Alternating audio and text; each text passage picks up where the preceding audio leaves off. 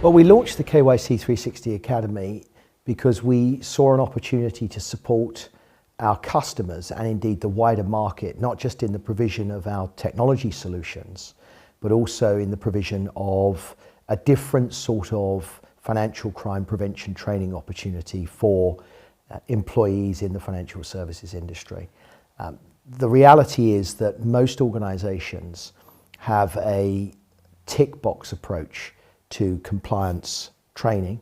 It's something that they have to do, and therefore they respond to that obligation in a very formulaic way by delivering training through very standardized e-learning or face-to-face training sessions. And the content of that training varies very little from year to year. And from my experience of having conducted lots of Section 166 style regulatory investigations, I'd seen firsthand the sort of people, process and technology weaknesses within organizations. And there's no doubt in my mind that one of the fundamental weaknesses which leads to so much continuing AML failure within the sector derives from the type of training that is delivered to employees and the resulting lack of engagement in the need to combat financial crime. And so we came up with the idea to launch an academy which allowed a great degree of flexibility for employees, a great degree of choice, and a way of allowing them to really get traction with the topics at the same time as giving them the knowledge and the competencies that they need to be able to combat financial crime in all of its various forms. So in essence, that was why we did it. I think from my point of view, one of the important aspects there was the fact that at KYC360, it's a technology solution business. I've always felt, we called it the holy trinity, that if you're trying to mitigate against financial crime and money laundering, technology is a component of the solution, but also training is a significant factor, as well as insight and new services and all of those aspects. And what we were trying to do at KYC360 was to provide the training aspects of that solution and integrate them together. And I think together, it's a special offering. The other aspect of it was we felt that the way training was conducted in many organizations was not really appropriate. As you've indicated, there are a lot of gaps and it's almost a ritualistic thing in the organizations. And what we were trying to do by providing a massive database of courses and training was to give the opportunity to train everybody in the firm at one go.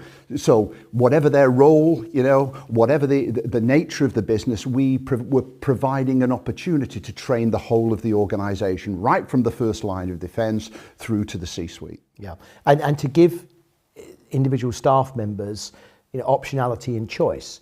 There are courses within the academy as diverse as wildlife crime, environmental crime, identifying Chinese military companies, sanctions, proliferation, and so on and so forth. Now, it may well be that one particular employee has a particular interest in drug trafficking, for example, because they loved watching the 3 series of Narcos on Netflix, and that is something that's got them interested. And we want them to be able to then learn more about that if that's what they choose to do, because at the end of the day, if you get engagement and they're interested, that's going to lead to a higher level of awareness, and you're going to get a better response and a higher degree of mitigation against financial crime, as opposed to subjecting all staff members to the same routine, uniform anti-money laundering training content. Absolutely agree, totally.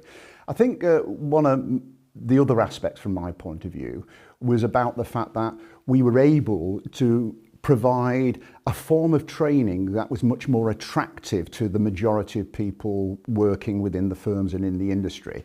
The fact that it's predominantly e-learning proposals, bite-sized, built into certifications, ultimately, provided a formula which almost would suit most people within the organisation. So I think that is an aspect whereby we were trying to get the firms to understand there are serious consequences if in fact you fail to comply with your regulatory obligations. Training is part of the solution. Trying to persuade people to train and how they train is an important aspect. And what we've tried to do at the Academy is to provide that solution with that flexible, the volume, the level, and the fact that they're high quality and certificated programs. And I think that was the major rationale in us developing the Academy itself. One of the other really interesting differentiating factors, I think, of the Academy, and it was a motivation that Bill and I had, was to incentivize individual learners by offering them the opportunity to actually obtain for themselves qualifications, university accredited qualifications. So if you bundle any one of a number of specific e-learning programs within the Academy, you can then obtain a formal professional certification. And that's a really important mechanism, device if you like, to motivate people to learn and to engage with the topic. I think also the fact that all of these certifications and the courses are endorsed, they are accredited, they provide digital badges for the individuals to enhance their careers, and so from the perspective of the learner, it's they can do the study when they want to in these bite-sized chunks, but overall they can obtain career qualifications. Yeah, I think that's right. I mean, it's really important to recognise that, it feels as we continue just to see more and more scandals in industry. I mean, this week Barclays was fined, last week Monzo Bank was fined. Despite the huge investment that the industry is making in financial crime prevention, we continue to see these failures, and it feels almost as if the three certainties in life are death, taxes and AML failures within the financial services industry. And there's no question that many of those failures are attributable to lack of awareness, lack of competencies amongst employees. And training is a massively important part of the solution to this. You can have the best processes, you can have the best technology solutions, but if you don't have the right level of awareness, the right level of knowledge amongst your staff, you will inevitably fall foul of financial crime. And that was clearly a motivator for us both. I think it's a combination of factors. I think obviously the implication of providing a proper solution is regarded as being a costly exercise, but it isn't in reality when you look at the cost of getting it wrong. So I think that's the first starter. I think other aspects that I would focus on there is that as an individual, they need to be more aware of the significance of having the training itself and going through that process and understanding what are the red flags of suspicion and what should they do, how to fill in a suspicious activity report and the various range of things. So it's cost, I think, is one thing. It's a lack of awareness on large parts of the organisation. It's changing. Many firms are getting more sort of understanding of the issues involved, but there's still a lot of ignorance out there in relation to it. I mean, the reality is if you've got 10,000 people to train, what you're going to do in reality, because of the logistical challenge of that, is probably come up with a solution which plays to the lowest common denominator. True. And that means that frequently you find training provision for board directors of a tier 1 bank being essentially the same as the AML training that's being delivered to a frontline staff member. Now that cannot be right. And one of the things that we've sought to achieve in the Academy is the provision of qualifications for specific job roles. So there's a certification for individuals within industry who are on the front line. There are certifications for individuals in risk and compliance functions. There are certifications for executives and C-suite members, because each of them has a different type of role, a different set of responsibilities, and they require, in order for those responsibilities to be discharged, a different level of awareness, a different set of competencies and skills. And it's very rare that you find that, but that is something that we have managed to deliver and design as part of the KYC360 Academy, which is why it's being so well received. I think one of the other aspects there is that there's a regulatory requirement for organisations to conduct role-based annual training to these individuals, and therefore they're going to be in hot water if they don't do that. And so that's why I'm saying it's changing. But also it's about changing the mind, and it's got to come from the tone from the top. It's got to come from the board. The board have got to be seen to be the ones who are embarking on training, as well as every other member of the organisation. And what we're seeking to do at KYC360 is to make that provision for every level, and so that the training is appropriate for the job roles and the functions that they carry out.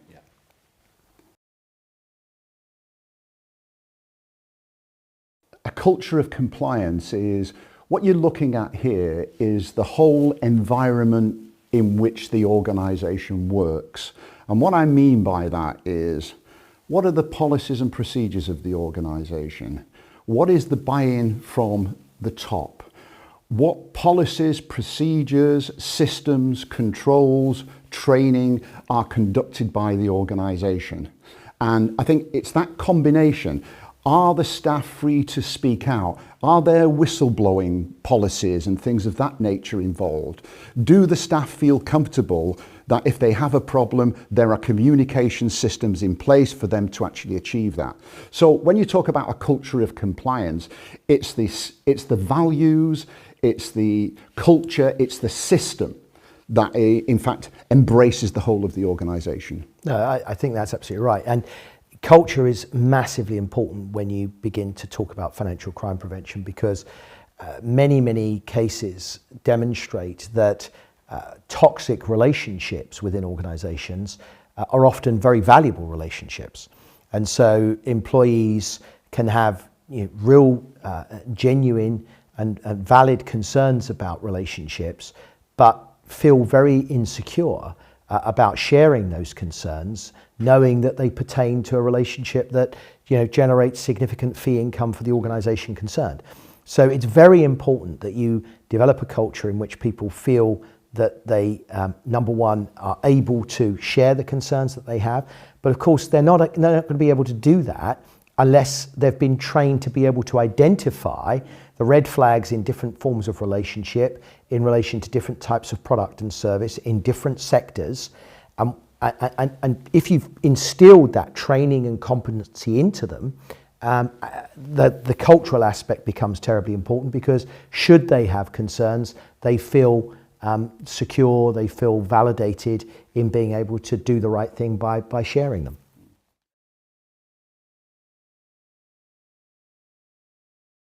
What we've tried to do in solving that particular problem, because it's relevant, is to ensure that within every single one of our programs, you're not just talking about basic principles, you're looking at real live case studies.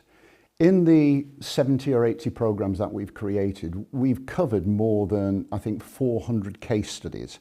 Now, within those case studies, you're looking at actual scenarios where money laundering has occurred. You're looking at the organizational and procedures and why things weren't being picked up. You're looking at the red flags, and you're looking at the lessons to be learned. And I think with that type of content within your program, and relating that to the actual industries and the job role that the individual has, you've got quite a good solution towards the practicality of training and making it relevant. And I think that they've got to understand how it applies to them. The other important thing is we've tried to make the training for both local situations and international ones as well within the training, to make it relevant. It's about making it relevant to them so they fully understand, and that core competencies are developed, and that they are learning the skills to know that if there's a problem, they can spot it, they can report it, and something will be done. And I think that's the key.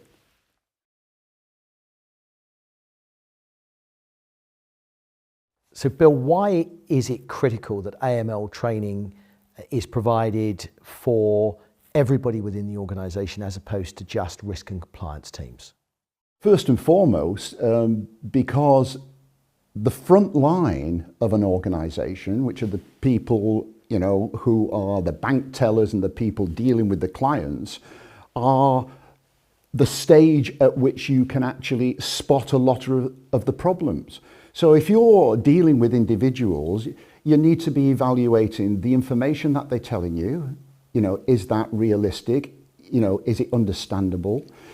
So are they in fact withholding any documentation? So they need to be able to spot and understand those red flags in the conduct of the work that they're carrying out. And if they can't, then there's a real problem, because they're then supporting financial crime and they're not preventing it. Well, ultimately, it's the frontline staff that are at the coalface. They are the individuals that are having the most interaction with customers and prospects.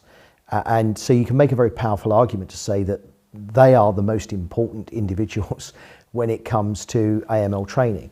But almost every organisation operates a 3 lines of defence model. So you've got the frontline staff, you've got the risk and compliance and audit functions, and then you've got the board function and those individuals who are responsible for the oversight and the systematic approach to the prevention of financial crime within the organisation.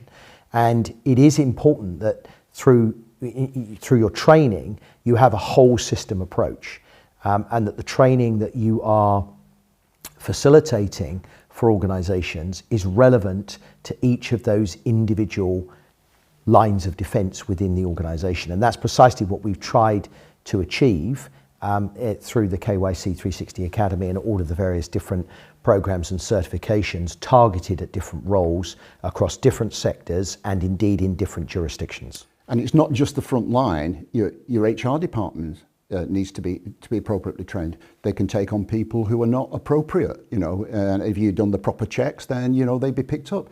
It's your technology departments, not spotting, inappropriate transfers and all of these things. So it's that front line which is really important. And so it's not just your compliance team. Compliance is the responsibility of everybody in the organisation, whether it's right at the top, and including everybody then who's in the front line at the bottom end. Yeah.